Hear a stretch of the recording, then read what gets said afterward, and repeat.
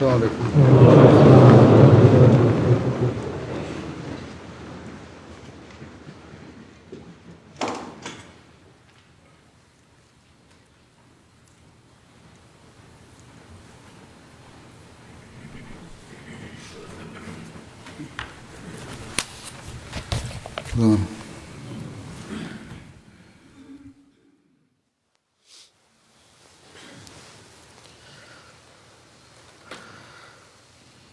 اللہ اکبر اللہ اکبر اللہ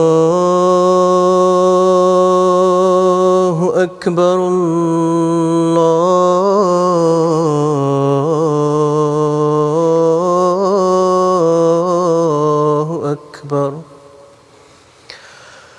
أشهد أن لا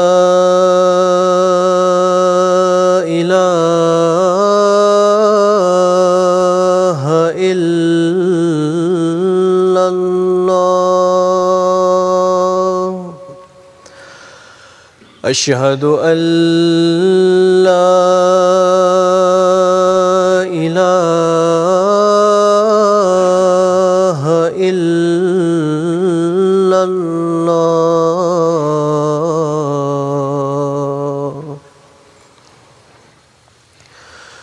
أشهد أن محمدًا رسول الله أشهد أن محمدًا رسول الله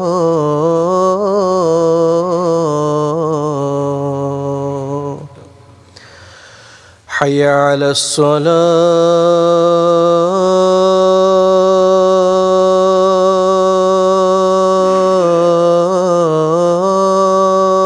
الصلاة حي على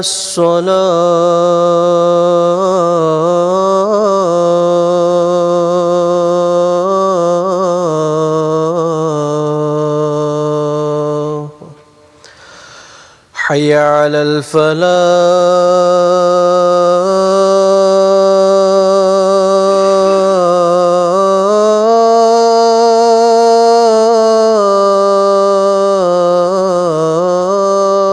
الفلاح حي على الفلاح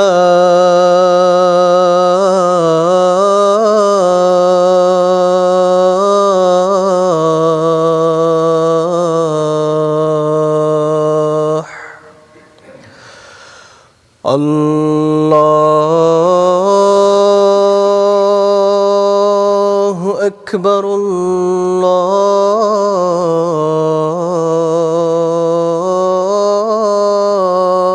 الله أكبر لا إله إلا الله.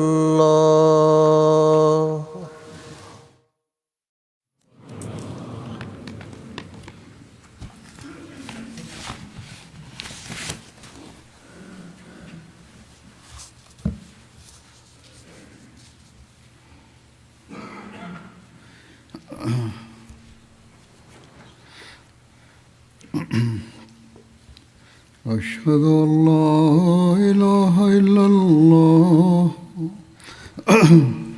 أشهد أن لا إله إلا الله وحده لا شريك له وأشهد أن محمدًا عبده ورسوله أما بعد فأعوذ بالله من الشيطان الرجيم بسم الله الرحمن الرحيم الحمد لله رب العالمين الرحمن الرحيم مالك يوم الدين إياك نعبد وإياك نستعين اهدنا الصراط المستقيم صراط الذين أنعمت عليهم غير المغضوب عليهم ولا الضالين.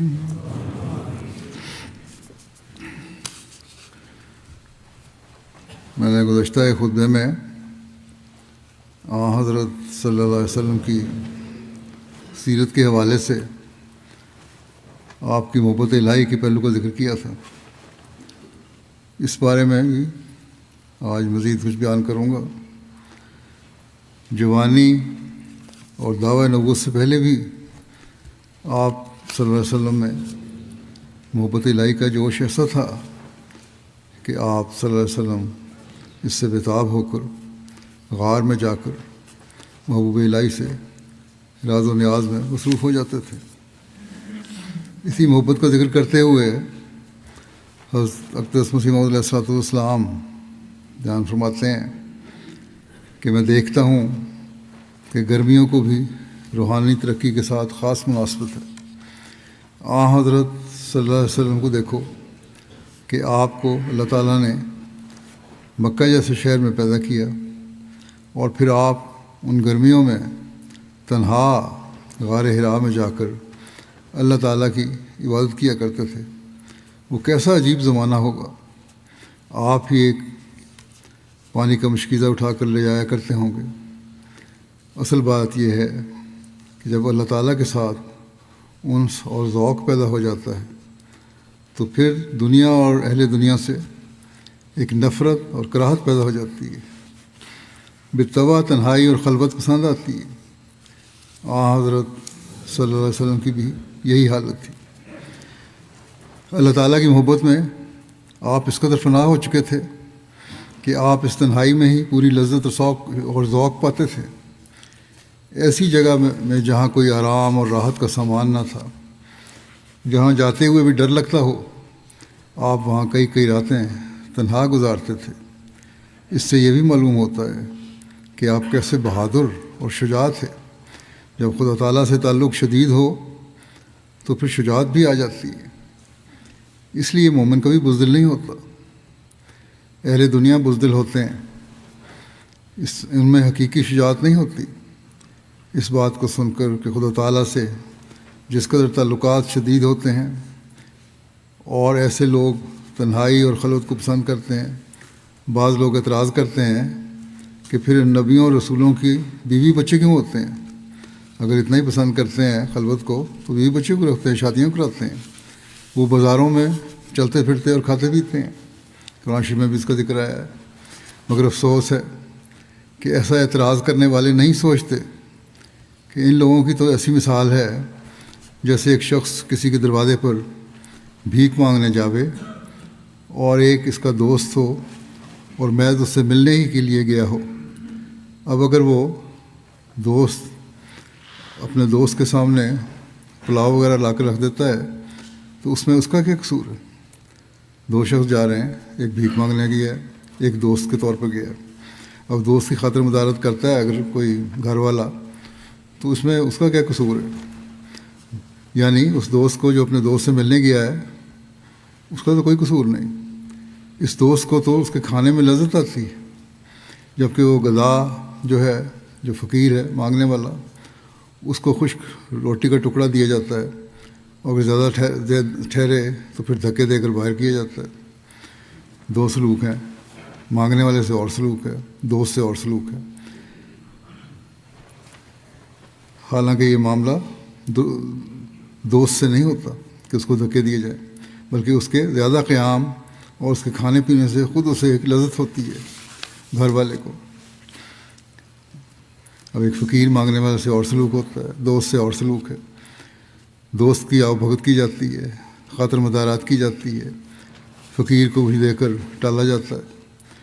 آپ نے فرمایا کہ یہی حال ان نبیوں اور معموروں کا ہوتا ہے، ان کے سامنے جو کچھ آتا ہے وہ ان کی نفسانی خواہشوں کا نتیجہ نہیں ہوتا، وہ تو ساری لذت اور راحت اللہ تعالیٰ ہی کے ذکر اور شغل میں پاتے ہیں، اور فی الحقیقت تنہائی ہی کو پسند کرتے ہیں، جہاں وہ اپنے محبوب سے اپنے دل کی آرزوئیں اور تمنائیں پیش کرتے ہیں اور چاہتے ہیں کہ اس حالت میں کوئی ان کو نہ دیکھ لے۔ علاوہ بری یہ تعلقات ان کی تکمیل کے لیے ہوتے ہیں، یعنی ان کے جو اللہ تعالیٰ سے محبت کے رشتے ہیں ان کا ایک اعلیٰ ترین معیار حاصل کرنے کے لیے ہوتے ہیں۔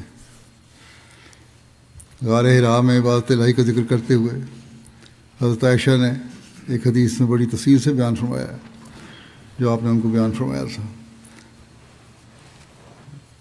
حضرت عائشہ بیان کرتی ہیں، پہلے جو وحی رسول اللہ صلی اللہ علیہ وسلم کو شروع ہوئی وہ نیند میں سچے خوابوں کو دیکھنا تھا۔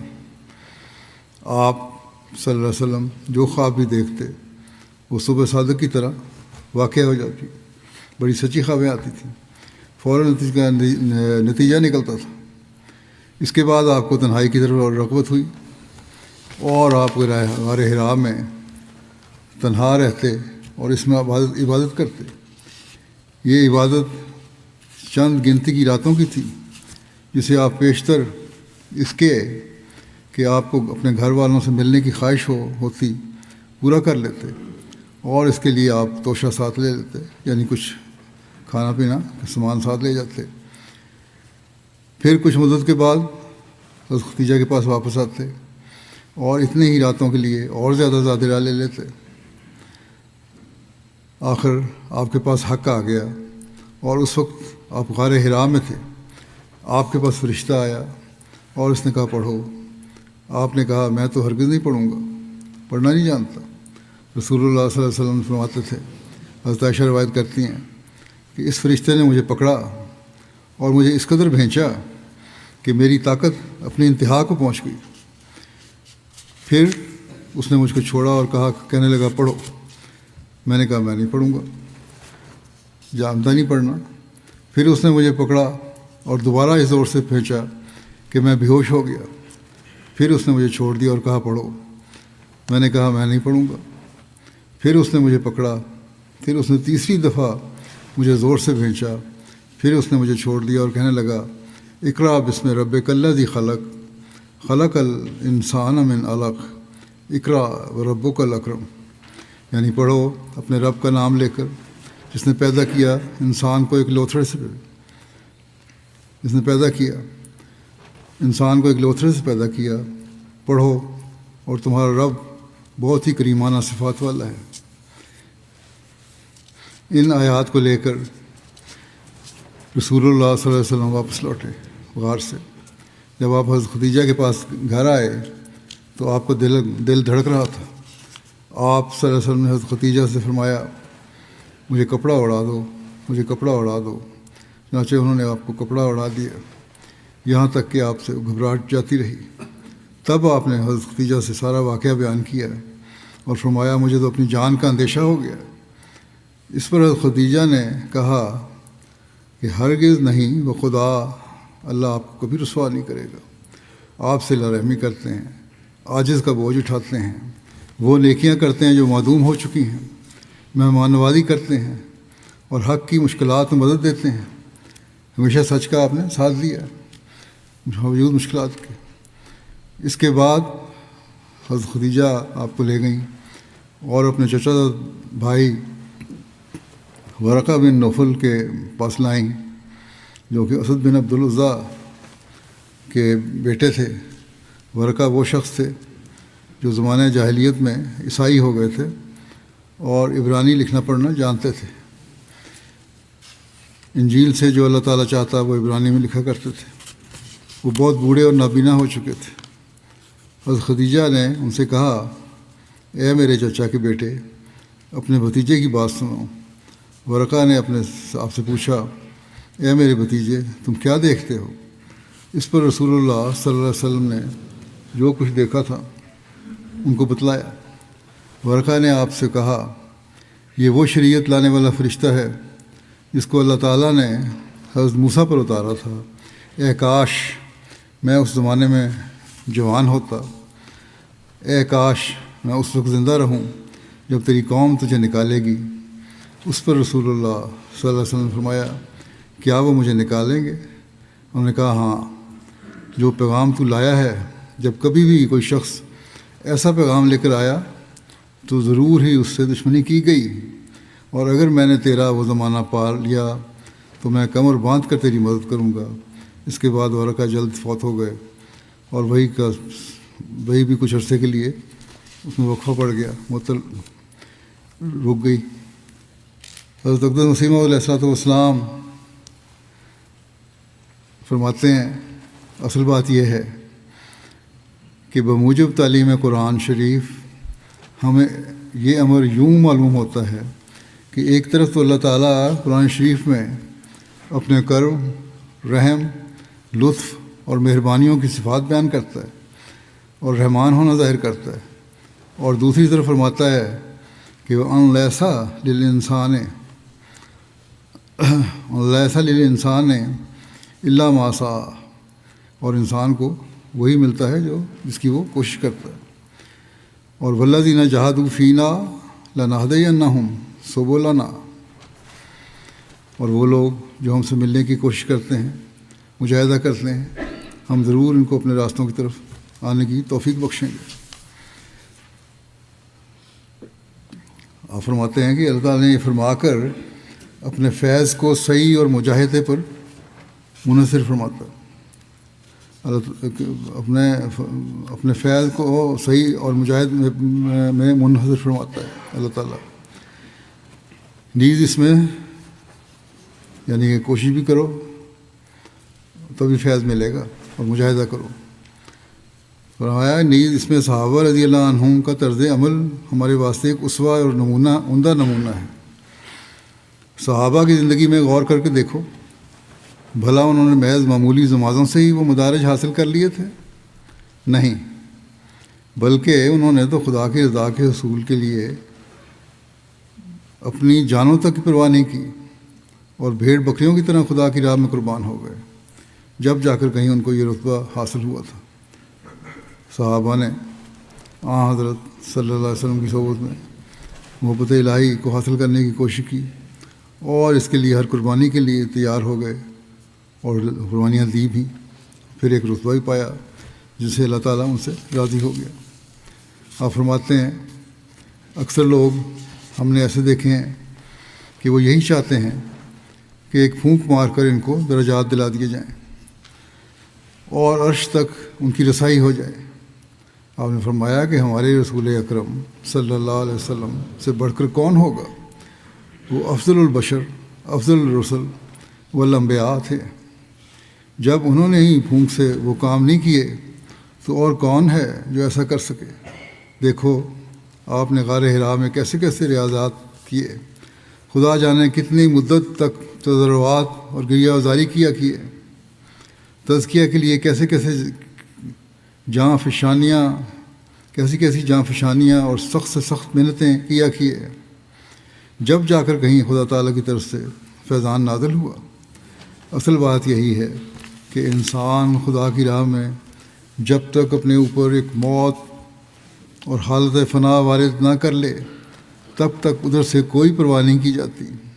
البتہ جب خدا دیکھتا ہے کہ انسان نے اپنی طرف سے کمال کوشش کی ہے اور میرے پانے کے واسطے اپنے اوپر موت وارد کر لی ہے، تو پھر وہ انسان پر خود ظاہر ہوتا ہے، اس کو نوازتا ہے اور قدرت نمائی سے بلند کرتا ہے۔ ایک جگہ فرماتے ہیں کہ انبیاء کی طبیعت اسی طرح واقع ہوتی ہے کہ وہ شہرت کی خواہش نہیں کیا کرتے۔ کسی نبی نے کبھی شہرت کی خواہش نہیں کی۔ ہمارے نبی کریم صلی اللہ علیہ وسلم بھی خلوت اور تنہائی کو پسند کرتے تھے۔ آپ عبادت کرنے کے لیے لوگوں سے دور تنہائی کی غار میں، جو غار حرا تھی، چلے جاتے تھے۔ یہ غار اس قدر خوفناک تھی کہ کوئی انسان اس میں جانے کی ضرورت نہ کر سکتا تھا، لیکن آپ نے اس کو اس لیے پسند کیا ہوا تھا کہ وہاں کوئی ڈر کے مارے بھی نہ پہنچے۔ آپ بالکل تنہائی چاہتے تھے، شہرت کو ہرگز پسند نہیں کرتے تھے، مگر خدا کا حکم ہوا، یا ایھا المدثر قم فانذر، کہ اے کمبل اوڑھنے والے کھڑا ہو جاؤ اور لوگوں کو ہوشیار کر۔ اس حکم میں ایک جبر معلوم ہوتا ہے اور اس لیے جبر سے حکم دیا گیا ہے کہ آپ تنہائی کو جو آپ کو بہت پسند تھی اب چھوڑ دیں۔ بس جب اللہ تعالیٰ کی محبت انتہا کو پہنچ گئی اور آپ کا مجاہدہ بھی انتہا کو پہنچ گیا تو آپ کو اللہ تعالیٰ نے اپنی آخری شریعت پھیلانے کے لیے دنیا میں بھیج دیا۔ آپ فرماتے ہیں کہ یہ اللہ تعالیٰ سے محبت و عشق تو تھا لیکن ایک مجاہدہ بھی تھا جس کی وجہ سے اللہ تعالیٰ نے پھر آپ کو بے شمار نوازا، اور ہر انسان اپنے اپنے مرتبے کے لحاظ سے جب تک صحیح نہ کرے، کوشش نہ کرے، اللہ تعالیٰ تک پہنچنا مشکل ہوتا ہے۔ اللہ تعالیٰ کی محبت میں آپ صلی اللہ علیہ وسلم کی نمازوں کی یہ کیفیت تھی کہ مترف اپنے والد سے روایت کرتے ہیں کہ انہوں نے کہا میں نبی صلی اللہ علیہ وسلم کے پاس آیا اور آپ نماز پڑھ رہے تھے، آپ کے سینے سے ہنڈیا کے ابلنے کی آواز کی طرح آواز آ رہی تھی، آپ اتنی شدت سے رو رہے تھے اور آہوازاری کر رہے تھے کہ یوں لگ رہا تھا جیسے ہنڈیا میں پانی ابل رہا ہے۔ اسی طرح ایک روایت حضرت عائشہ بیان کرتی ہیں، اس کا ذکر گزشتہ ایک خطبے میں کر چکا ہوں کہ آپ اتنی زیادہ عبادت کرتے اور کھڑے ہوتے عبادت کے وقت میں کہ آپ کے پاؤں متورم ہو جاتے، سوج جاتے۔ حضرت مسلم موعود رضی اللہ عنہ حضرت صلی اللہ علیہ وسلم کی محبت اور عبادتوں کا ذکر کرتے ہوئے ایک جگہ فرماتے ہیں، یہ تھوڑا سا حصہ میں پہلے بھی بیان کر چکا ہوں گزشتہ سے پہلے خطبے میں جہاں سیرت کا بیان کیا تھا میں نے، لیکن اس کی کچھ مزید تفصیل بھی ہے، وہ بھی بیان کرتا ہوں۔ اس سے آپ کے اللہ تعالیٰ سے عشق و محبت کی مزید وضاحت ہو جاتی ہے۔ تو مسلم لکھتے ہیں کہ حضرت عائشہ فرماتی ہیں کہ جب آپ مرض الموت میں مبتلا ہوئے تو سخت ذوف کی وجہ سے نماز پڑھانے پر قادر نہ تھے، اس لیے آپ نے حضرت ابوبکر کو نماز پڑھانے کا حکم دیا۔ جب حضرت ابوبکر رضی اللہ عنہ نے نماز پڑھانی شروع کی تو آپ نے کچھ آرام محسوس کیا اور نماز کے لیے نکلے۔ حضرت عائشہ فرماتی ہیں کہ حضرت ابوبکر کا نماز پڑھانے کا حکم دینے کے بعد جب آپ نے مرض میں خفت محسوس کی تو آپ آدمیوں کے سہارے نماز پڑھنے کے لیے نکلے۔ آپ فرماتی ہیں کہ اس وقت میری آنکھوں کے سامنے وہ نظارہ ہے کہ شدت درد کی وجہ سے آپ کے قدم زمین سے چھوتے جاتے تھے۔ جب آپ مسجد پہنچے اور حضرت ابوبکر رضی اللہ عنہ نے ارادہ کیا کہ پیچھے ہٹ جائیں تو رسول کریم صلی اللہ علیہ وسلم نے ان کے ارادے کو بھانپ لیا اور اشارہ فرمایا کہ اپنی جگہ پر رہو۔ پھر آپ کو وہاں لایا گیا اور آپ حضرت ابوبکر رضی اللہ عنہ کے پاس بیٹھ گئے۔ اس کے بعد رسول کریم صلی اللہ علیہ وسلم نے نماز پڑھنی شروع کی اور حضرت ابوبکر نے آپ کی نماز کے ساتھ ساتھ نماز پڑھنی شروع کی اور باقی لوگ حضرت ابوبکر کی نماز کی اتباع کرنے لگے۔ اس حدیث سے معلوم ہوتا ہے کہ آپ کو کیسی ہی خطرناک بیماری ہو آپ خدا تعالیٰ کی یاد کو نہ بھلاتے۔ عام طور پر لوگوں کو دیکھا گیا ہے ذرا تکلیف ہوئی اور سب باتیں بھول گئیں، نماز با جماعت اور دوسری شرائط کی ادائیگی میں تو اکثر کوتاہی ہو جاتی ہے، لیکن آپ کا یہ حال تھا کہ معمولی بیماری تو لگ رہی، اس مرض میں جس میں آپ فوت ہو گئے اور جس کی شدت کا یہ حال تھا کہ آپ کو بار بار غش آ جاتے تھے اور اٹھنے سے قاصر تھے، لیکن جب نماز شروع ہو گئی تو آپ برداشت نہ کر سکے کہ خاموش گھر میں بیٹھے رہیں۔ اسی وقت دو آدمیوں کے کندھے پر سہارا لے کر باوجود اس کمزوری کے کہ قدم لڑکھڑاتے جاتے تھے نماز با جماعت کے لیے مسجد میں تشریف لے آئے۔ بے شک ظاہراً یہ بات معمولی معلوم ہوتی ہے، لیکن ذرا رسول کریم صلی اللہ علیہ وسلم کی اس حالت کو دیکھو جس میں آپ مبتلا تھے، پھر اس ذکر الہی کے شوق کو دیکھو کہ جس کے ماتحت آپ نماز کے لیے دو آدمیوں کے کندھوں پر ہاتھ رکھ کر تشریف لائے، تو معلوم ہوگا کہ یہ واقعہ کوئی معمولی واقعہ نہ تھا، بلکہ آپ کے دل میں ذکر الہی کا جو شوق تھا اس کے اظہار کا ایک آئینہ ہے۔ ہر ایک صاحب بصیرت سمجھ سکتا ہے کہ ذکر الہی آپ کی غذا تھی اور اس کے بغیر آپ اپنی زندگی میں کوئی لطف نہ پاتے تھے۔ اسی کی طرف آپ نے اشارہ فرمایا ہے کہ جن چیزوں سے مجھے محبت ہے ان میں سے ایک قرۃ عینی فی الصلاۃ، یعنی نماز میں میری آنکھیں ٹھنڈی ہو جاتی ہیں۔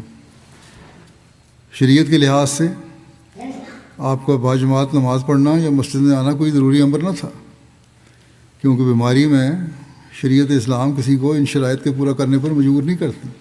گھر میں نماز پڑھ سکتے ہیں بیماری ہو تو، لیکن یہ عشق کی شریعت تھی۔ ایک تو وہ شریعت کا حکم تھا، لیکن آپ صلی اللہ علیہ وسلم کی جو شریعت جو عمل تھا وہ عشق کی شریعت تھی، جو آن حضرت صلی اللہ علیہ وسلم کا اظہار تھا۔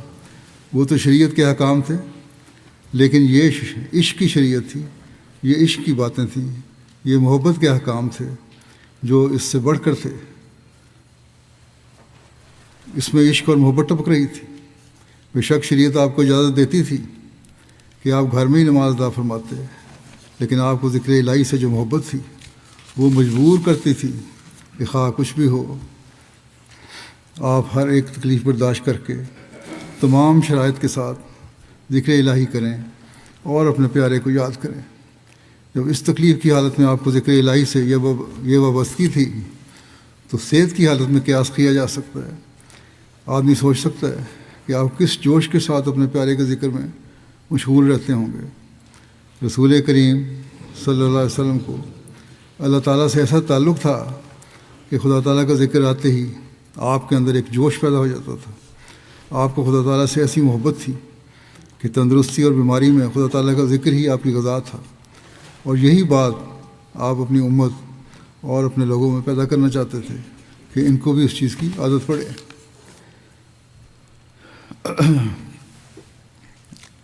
جیسا پہلے خود میں نے آپ کی سیرت کے بیان کیا تھا، مختصر حدیث بیان کی تھی، اس میں کچھ بعض تفصیلیں ایسی ہیں جو دوبارہ بیان کرنے والی ہیں، اس لیے بیان کرتا ہوں۔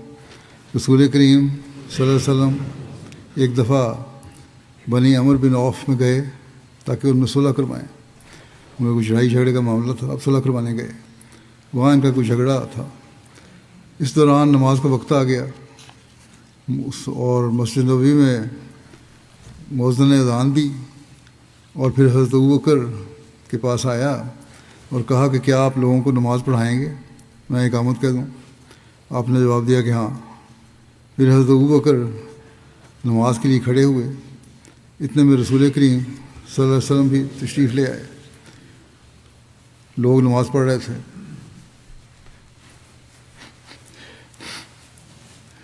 آپ اس دوران ایک رستے سے گزر کے آگے چلے گئے اور پہلی صف میں جا کر کھڑے ہو گئے۔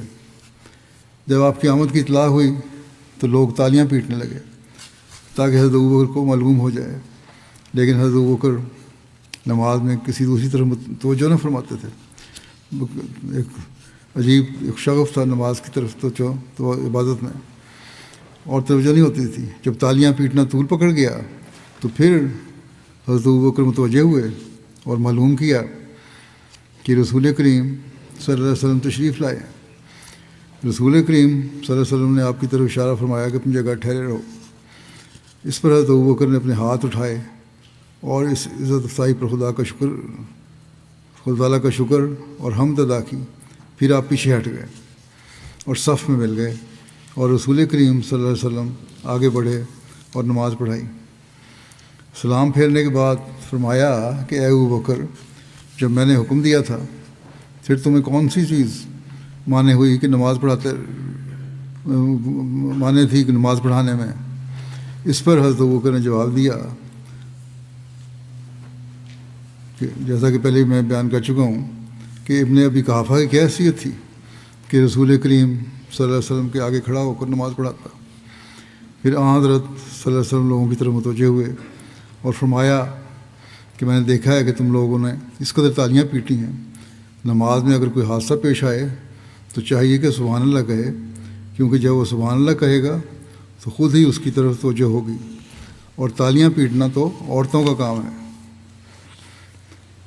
حضرت مسلم رضی اللہ عنہ لکھتے ہیں کہ اس حدیث سے اگرچہ اور بہت سے سبق ملتے ہیں، لیکن اس جگہ مجھے صرف ایک امر کی طرف متوجہ کرنا ہے، اور وہ یہ ہے کہ حضرت صلی اللہ علیہ وسلم کی تمام عمر کوشش یہی تھی کہ جس طرح سے ہو سکے لوگوں کی زبان پر خدا کا نام جاری کیا جائے.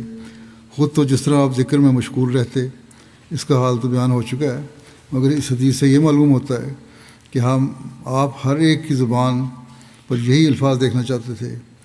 اب ہمیں دیکھنا چاہیے، ہم اپنے جائزہ لیں، کیا ہمیں بھی اللہ تعالیٰ کا خیال دل میں ہر وقت رہتا ہے جس طرح آن رسول صلی اللہ علیہ وسلم چاہتے تھے اپنی امت سے؟ کیا ہمارے دل میں اتنا درد ہے یا ہم صرف اپنی دنیاوی مقاصد کے لیے ہی نمازوں کی طرف اور اللہ تعالیٰ کے ذکر کی طرف توجہ کرتے ہیں، عام حالات میں بھول جاتے ہیں؟ پھر آپ لکھتے ہیں کہ بہت سے واقعات ہیں جن سے معلوم ہوتا ہے کہ آپ چاہتے تھے کہ خدا تعالیٰ کا ذکر زیادہ کیا جائے. چنانچہ چھینک پر،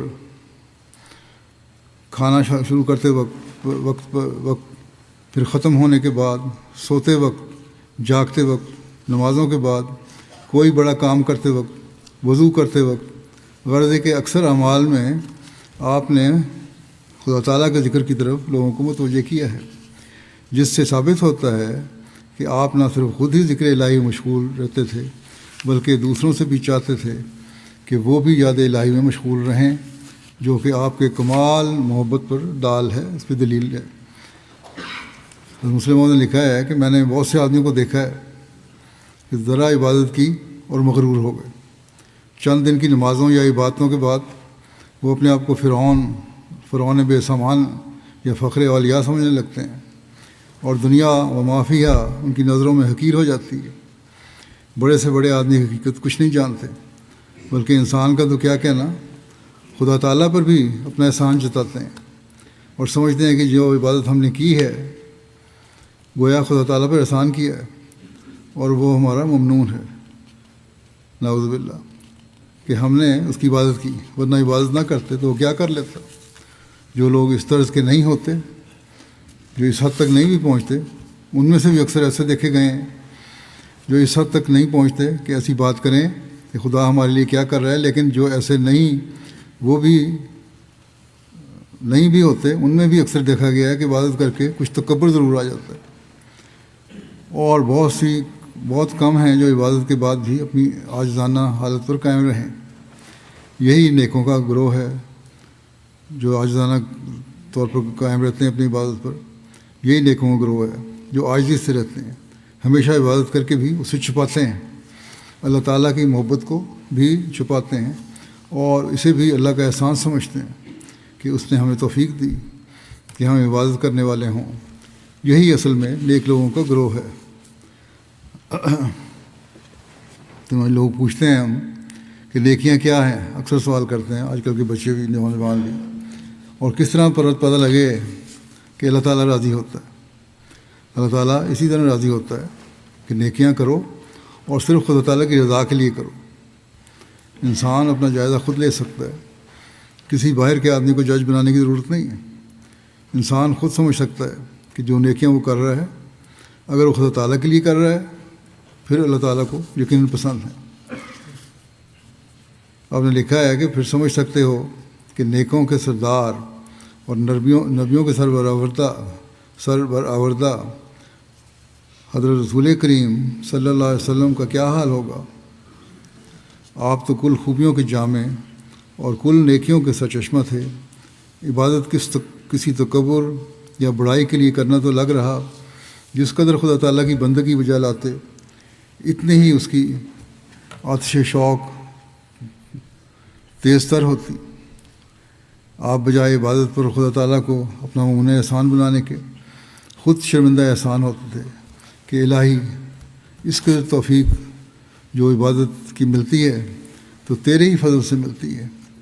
آپ کی عبادت ایک تسلسل کا رنگ رکھتی تھی. کچھ حصہ وقت جب عبادت میں گزارتے تو خیال کرتے کہ اللہ تعالیٰ کا بڑا احسان ہے کہ اس نے اس کام کی توفیق بخشی، اور اس احسان کا شکر بجا لانا ضروری ہے.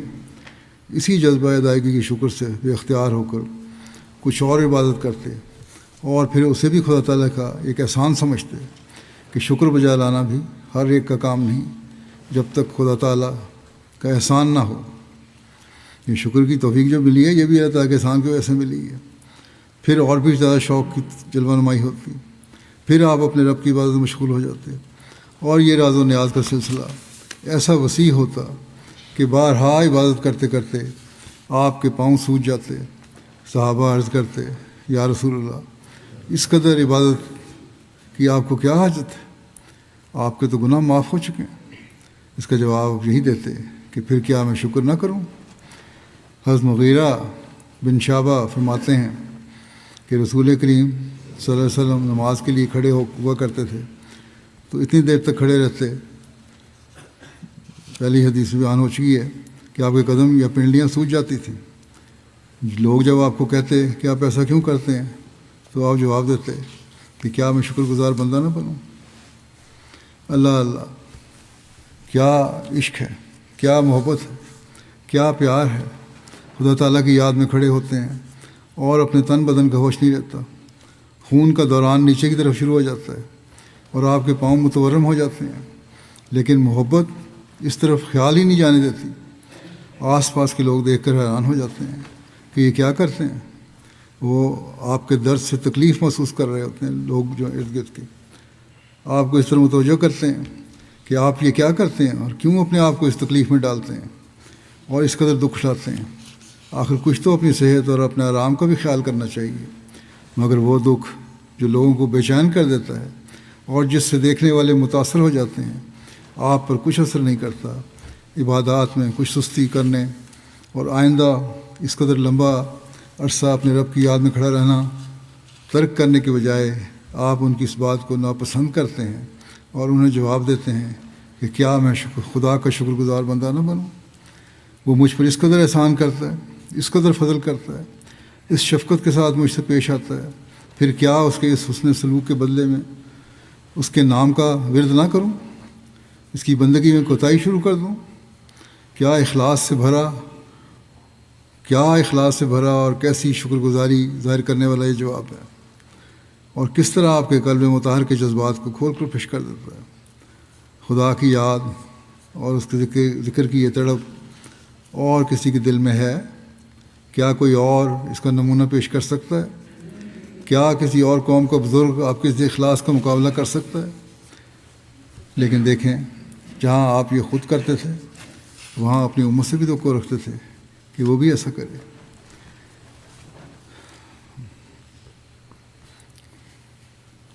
پھر آپ نے فرمایا اس سلسلے میں مسلم موعود نے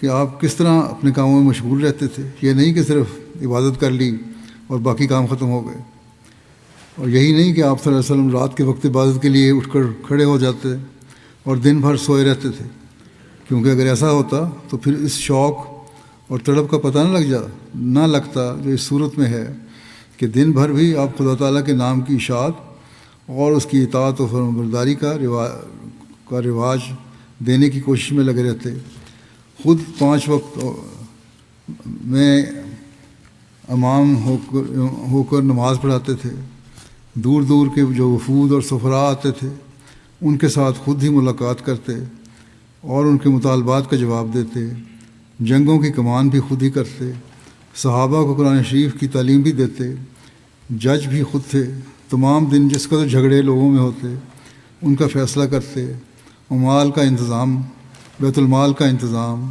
ملک کا انتظام، دین اسلام کا اجرا، بیویوں کے حقوق کا افاع، پھر گھر کے کام کاج میں شریک ہونا، یہ سب کام آپ دن کے وقت کرتے اور ان کے بجا لانے کے بعد بجائے اس کے کہ چور ہو کر بستر پر جا پڑیں اور سورج نکلنے تک اس سے سر نہ اٹھائیں، بار بار اٹھ کر بیٹھ جاتے اور اللہ تعالیٰ کی تسبیح کرتے، تحمید کرتے، اور نصف رات کے گزرنے پر اٹھ کر وضو کرتے، اور تنہا جب چاروں طرف خاموشی اور سناٹا چھایا ہوا ہوتا اپنے رب کے حضور میں نہایت عز و نیاز سے کھڑے ہو جاتے اور تلاوت قرآن شریف کرتے، اور اتنی دیر تک کھڑے رہتے کہ آپ کے پاؤں متورم ہو جاتے، حتیٰ کہ عبداللہ بن مسعود فرماتے ہیں کہ ایک دفعہ میں بھی آپ کے ساتھ نماز پڑھنے کھڑا ہو گیا تو اس قدر تکلیف ہوئی کہ قریب تھا کہ میں نماز توڑ کر بھاگ جاتا، کہ کیونکہ میرے قدم اب زیادہ بوجھ برداشت نہیں کر سکتے تھے اور میری طاقت سے باہر تھا کہ زیادہ دیر کھڑا رہ سکوں۔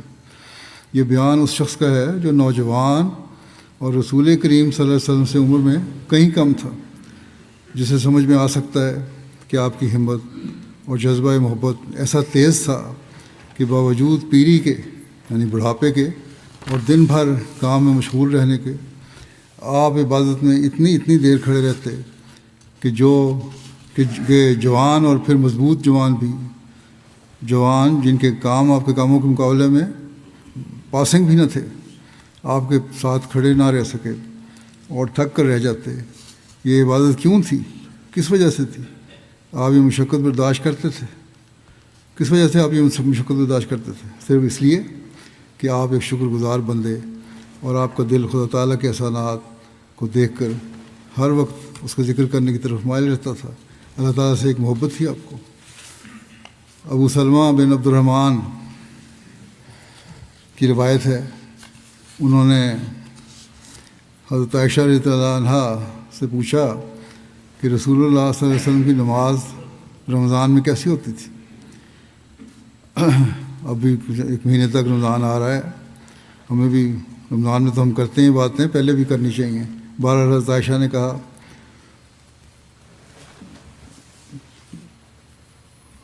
کہ فرمایا آپ صلی اللہ علیہ وسلم نہ رمضان میں اور نہ اس کے سوا اور کسی مہینہ میں 11 رکعتوں سے زیادہ بڑھاتے تھے۔ نماز کیسی ہوتی تھی؟ آپ نے فرمایا آپ جو نفل ادا کرتے تھے وہ 11 رکعتوں سے زیادہ نہیں ہوتے تھے، 4 رکعتیں پڑھتے، اور تم ان کی خوبصورتی اور لمبائی کے بارے میں نہ پوچھو، کتنی خوبصورت اور لمبی نمازیں ہوتی تھیں۔ پھر آپ صلی اللہ علیہ وسلم 4 رکعتیں نماز پڑھتے اور تم ان کی خوبصورتی اور لمبائی کے بارے میں نہ پوچھو۔ پھر آپ صلی اللہ علیہ وسلم 3 رکعتیں نماز پڑھتے۔ میں نے عرض کیا یا رسول اللہ، آپ وطر پڑھنے سے پہلے سو جاتے ہیں، یعنی 4 رکعتیں پڑھ کے پھر تھوڑی سی آرام کرتے ہیں پھر وطر پڑھتے ہیں؟ آپ صلی اللہ علیہ وسلم نے فرمایا کہ میری آنکھیں سوتی ہیں لیکن میرا دل نہیں سوتا، وہ تو اللہ تعالیٰ کی محبت میں جاگ رہا ہوتا ہے۔ حضرت مسیح موعود علیہ الصلوۃ والسلام حضرت صلی اللہ علیہ وسلم کی سیرت بیان کرتے ہوئے ایک مقام پر آپ کے الہی قرب کی نسبت فرماتے ہیں کہ اللہ تعالیٰ نے ایک اور مقام پر اس الہی قرب کی نسبت یوں فرمایا ہے کہ قل انا صلاتی و نسکی و محیای و مماتی للہ رب العالمین، تو ان سے کہہ دے کہ میری نماز اور میری قربانی اور میری زندگی اور میری موت اللہ ہی کے لیے ہے جو تمام جہانوں کا رب ہے۔ یعنی لوگوں کو اطلاع دے دے کہ میری یہ حالت ہے کہ میں اپنے وجود سے بالکل کھویا گیا ہوں، میری تمام عبادتیں خدا کے لیے ہو گئی ہیں۔ یہ اس بات کی طرف اشارہ ہے کہ ہر یک انسان جب تک وہ کامل نہیں خدا کے لیے خالص طور پر عبادت نہیں کر سکتا، بلکہ کچھ عبادت اس کی خدا کے لیے ہوتی ہے اور کچھ اپنے نفس کے لیے، کیونکہ وہ اپنے نفس کی عظمت اور بزرگی چاہتا ہے جیسا کہ خدا کی عظمت اور بزرگی کرنی چاہیے، اور یہی عبادت کی حقیقت ہے۔ اور ایسا ہی ایک حصہ اس کی عبادت کا مخلوق کے لیے ہوتا ہے، کیونکہ جس عظمت اور بزرگی اور قدرت اور تصرف کو خدا سے مخصوص کرنا چاہیے، اس عظمت اور قدرت کا حصہ مخلوق کو بھی دیتا ہے۔ اس لیے جیسا وہ خدا کی پرستش کرتا ہے، نفس اور مخلوق کی بھی پرستش کرتا ہے، بلکہ عام طور پر جمعی اسباب سفلیہ کو اپنی پرستش میں حصہ دیتا ہے، دنیا کے جو گھٹیا اسباب ہیں ان کو بھی حصہ دیتا ہے، کیونکہ خدا کے ارادہ اور تقدیر کے مقابل پر ان اسباب کو بھی کارخانہ محو اور اسباب میں دخیل سمجھتا ہے۔ پس ایسا انسان خدا تعالیٰ کا سچا پرستار نہیں ٹھہر سکتا جو کبھی خدا کی عظمت کو اپنے نفس کو شریک ٹھہراتا ہے اور کبھی مخلوق اور کبھی اسباب کو، بلکہ سچا پرستار وہ ہے جو خدا کی تمام عظمتیں اور تمام بزرگیاں اور تمام تصرف خدا کو ہی دیتا ہے، نہ کسی اور کو۔ اور جب اس مرتبہ توحید پر انسان کی پرستش پہنچ جائے، تب اس وقت وہ حقیقی طور پر خدا کا پرستار کہلا سکتا ہے۔ اور ایسا انسان جیسا کہ زبان سے کہتا ہے کہ خدا واحد لا شریک ہے، لا الہ الا اللہ پڑھتا ہے، اور ایسا ہی وہ اپنے فعل سے یعنی عبادت سے بھی خدا کی توحید پر گواہی دیتا ہے۔ بس اسی مرتبہ کاملہ کی طرف اشارہ ہے جو آیت مذکورہ والا میں حضرت صلی اللہ علیہ وسلم کو فرمایا گیا کہ تو لوگوں کو کہہ دے کہ میری تمام عبادتیں خدا کے لیے ہیں، یعنی نفس کو اور مخلوق کو اور اسباب کو میری عبادت میں سے کوئی حصہ نہیں۔ اور پھر بعد اس کے فرمایا کہ میری قربانی بھی خاص خدا کے لیے ہے، اور میرا جینا بھی خدا کے لیے ہے، اور میرا مرنا بھی خدا کے لیے ہے۔ یاد رہے کہ نسیکہ لغت عرب میں قربانی کو کہتے ہیں، اور لفظ نسک جو آیت میں موجود ہے اس کی جمع ہے، اور نیز دوسرے معنی اس کے عبادت کے بھی ہیں۔ بس اس جگہ ایسا لفظ استعمال کیا گیا جس کے معنی عبادت اور قربانی دونوں پر اطلاق پاتے ہیں۔ یہ اس بات کی طرف اشارہ ہے کہ کامل عبادت جس میں نفس اور مخلوق اور اسباب شریک نہیں ہیں در حقیقت یہ قربانی ہے، اور کامل قربانی در حقیقت کامل عبادت ہے۔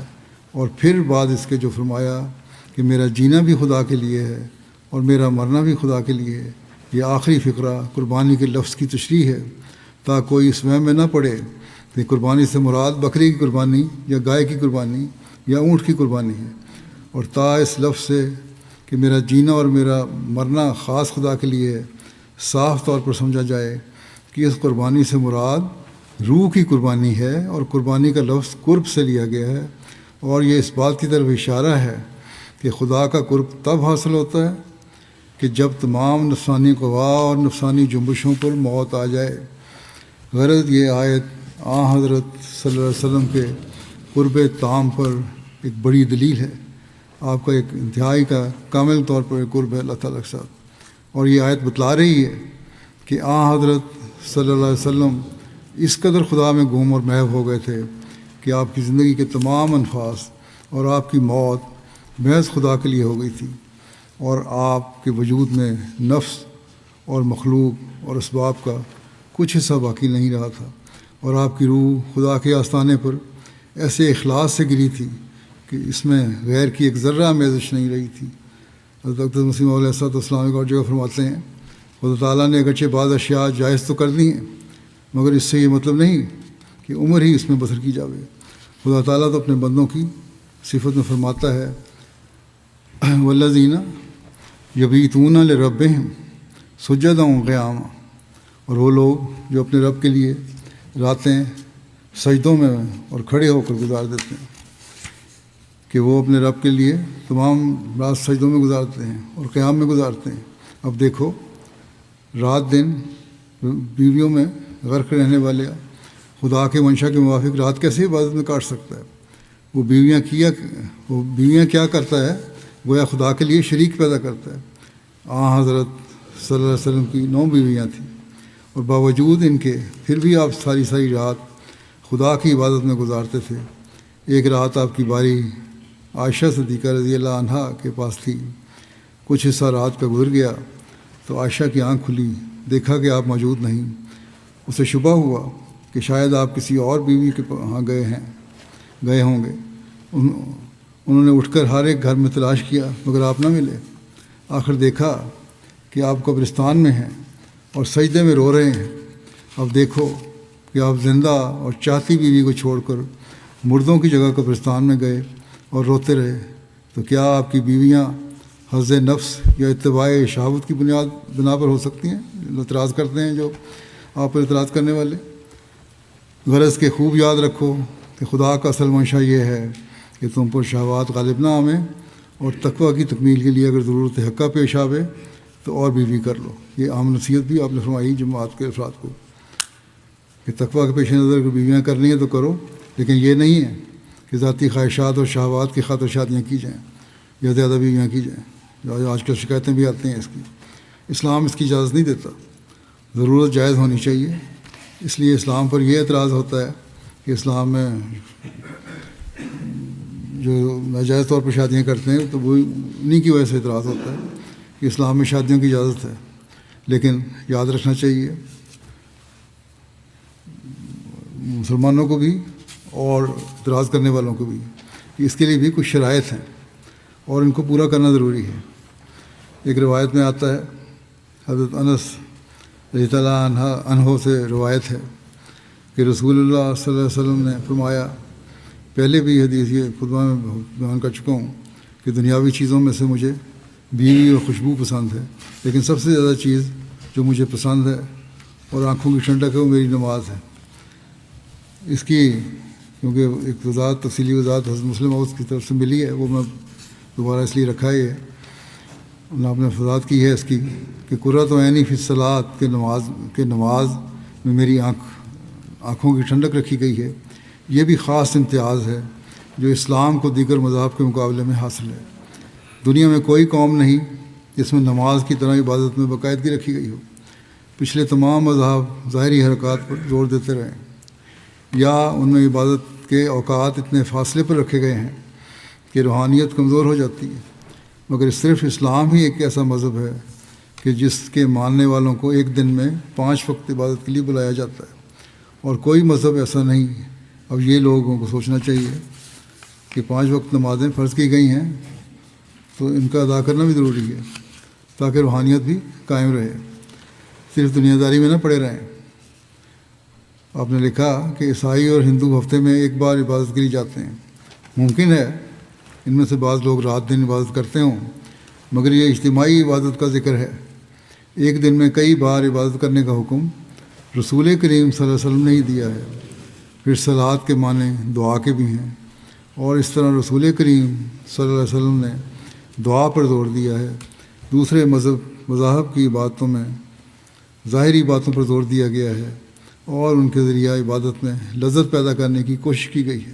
مثلاً آریوں اور عیسائیوں میں گانا بجانا ہوتا ہے، مگر رسول کریم صلی اللہ علیہ وسلم فرماتے ہیں، مجھے ایسی عبادت عطا ہوئی ہے کہ اسی میں لذت ہے، اور ایسی لذت ہے جس کا کوئی مذہب مقابلہ نہیں کر سکتا۔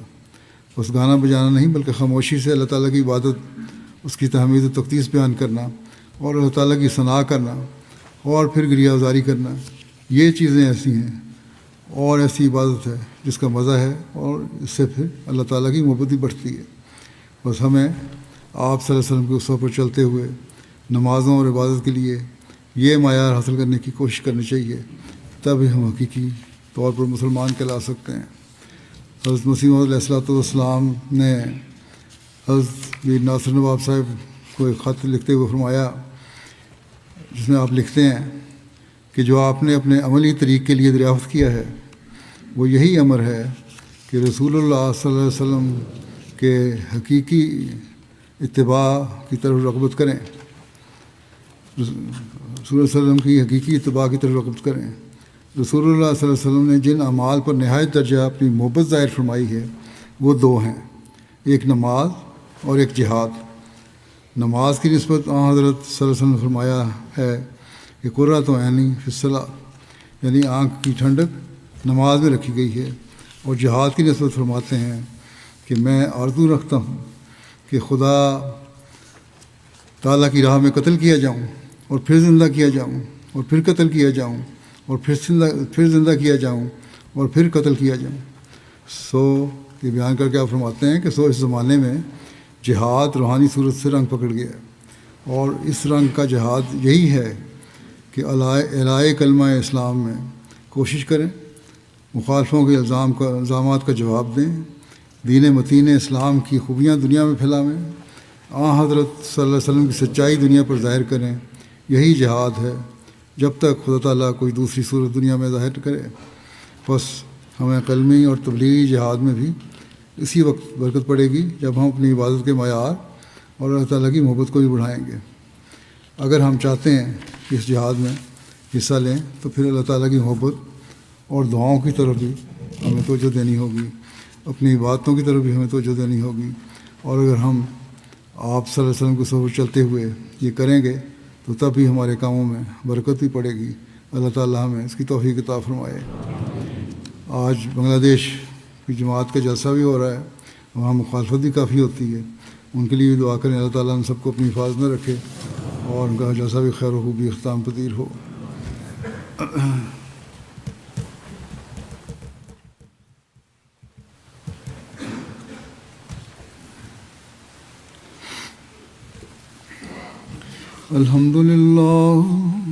الحمد لله نحمده ونستعينه ونستغفره ونؤمن به ونتوكل عليه ونعوذ بالله من شرور أنفسنا ومن سيئات أعمالنا من يهده الله فلا مضل له ومن يضلل فلا هادي له ونشهد أن لا إله إلا الله ونشهد أن محمدا عبده ورسوله عباد الله رحمكم الله إن الله يأمر بالعدل والإحسان وإيتاء ذي القربى وينهى عن الفحشاء والمنكر والبغي